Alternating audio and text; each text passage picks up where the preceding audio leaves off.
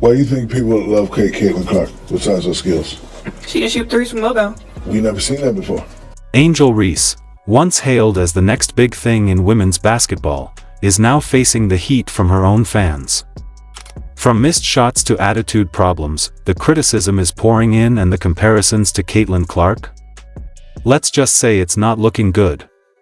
To be completely honest, it looked like things started unraveling well before that interview. And now? It's beginning to feel like Angel Reese's biggest rival might not be another athlete, it might be DJ Carrington, or maybe even her own podcast Missteps. What followed the initial controversy was swift and brutal.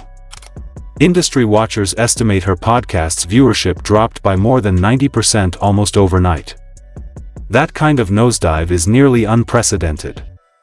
Think about it, months of hard work, planning, guest booking, brand promotion, all wiped out in the span of days, and this wasn't some silent fall from grace either. Fans weren't just passively tuning out. They were unsubscribing en masse, unfollowing across social platforms, and publicly criticizing her. The message was clear: they felt let down. Worse, they felt ignored. It's important to note that this isn't some baseless pile-on. This backlash has data behind it. Her audience didn't simply vanish, they reacted. And what they were reacting to wasn't just content changes, it was the feeling that Angel had pivoted away from what made her special in the first place. Even with all the bells and whistles, the backing of Shaquille O'Neal's media company, slick editing, and top-tier production value, none of it could mask the fact that something fundamental had gone wrong. Her show had become disconnected from the people it was meant to serve. A shift no one asked for. Angel's early content gained attention because it was authentic. Fans were drawn to her voice, her journey, and her connection to the game. But her pivot toward pop culture gossip, reality TV personalities, and shallow conversations felt like a betrayal of that foundation. Instead of delivering the kind of basketball-focused insight her audience craved, she leaned into celebrity culture. Many of her guests, rappers, reality stars, and influencers, felt like a mismatch. One particularly harsh but honest comment labeled her show the least informative podcast on earth. That might sting, but it captures the feeling many longtime supporters expressed. They didn't tune in for sensational headlines or generic dating advice.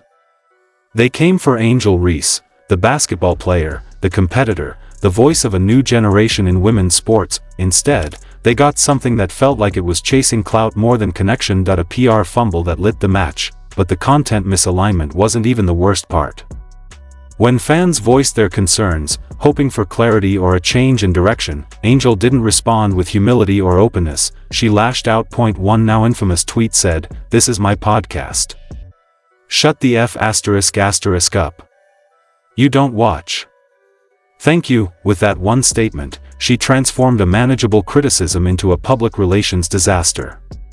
Instead of taking the opportunity to reset and recalibrate her message, she doubled down in the most aggressive way possible.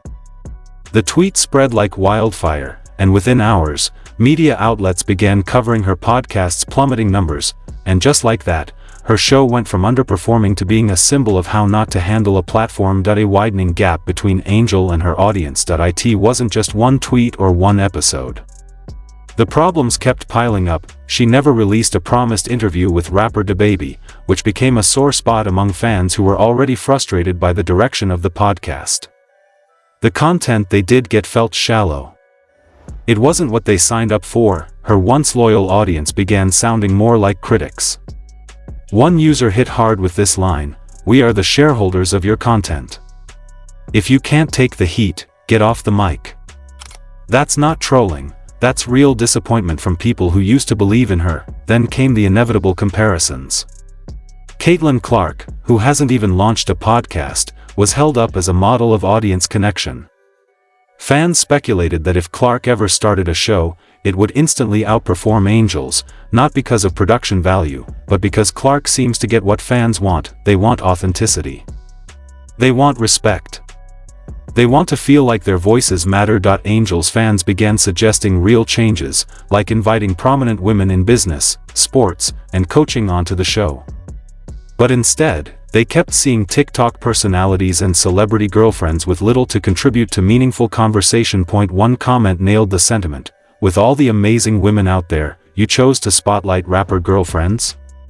Internal questions start surfacing. Meanwhile, people in the media space started raising questions. Was Angel still committed to basketball, or was she now more interested in chasing fame and viral moments? One content creator put it bluntly, she ain't locked in on hoops, she's chasing red carpets. And the worst part? It all could have been avoided. A single sit-down with a PR professional could have helped Angel navigate the backlash. She could have acknowledged her misstep, explained the new direction, and assured fans she would bring more basketball-focused content. But instead of extending a hand, she lit the bridge on fire, from disappointment to disaster. At this point, telling someone to check out her podcast feels like a warning. It's hard to convince anyone to invest time in something when even longtime fans are bailing out midway through episodes, but the damage goes beyond low view counts. This controversy has begun to affect Angel's entire brand. Once an icon for a new generation of athletes, she's now facing the kind of scrutiny that can scare off sponsors, media partners, and even teammates. Once fans start booing instead of cheering, it creates a ripple effect. Brands notice.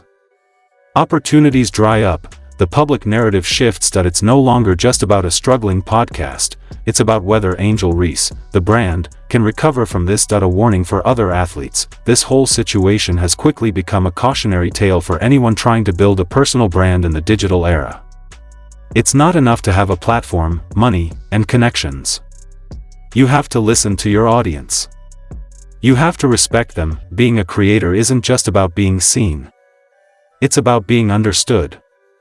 Angel had all the tools, a massive following, a media powerhouse behind her, and a unique voice in women's sports. But none of that can replace authenticity and humility. Athletes thinking of stepping into the content world should be paying close attention to this moment. There are lessons here, big ones. First, stay true to what got you your platform in the first place. Second, if your audience tells you something isn't working, don't dismiss them, engage with them. And finally, never underestimate the power of humility, because in the world of media, fans don't just support content, they support people. But once they feel disrespected, they'll leave just as fast as they showed up. Angel Reese had the presence, the platform, and the potential. What she didn't have was connection. And in this era, that's the one thing no one can afford to lose. This situation with Angel Reese just keeps getting worse, and the fans are making it clear, they're not happy. Whether you're Team Reese or Team Clark, one thing's for sure, the pressure is on. Let me know what you think in the comments below. Don't forget to like, subscribe, and hit that bell so you don't miss the next breakdown. Thanks for watching.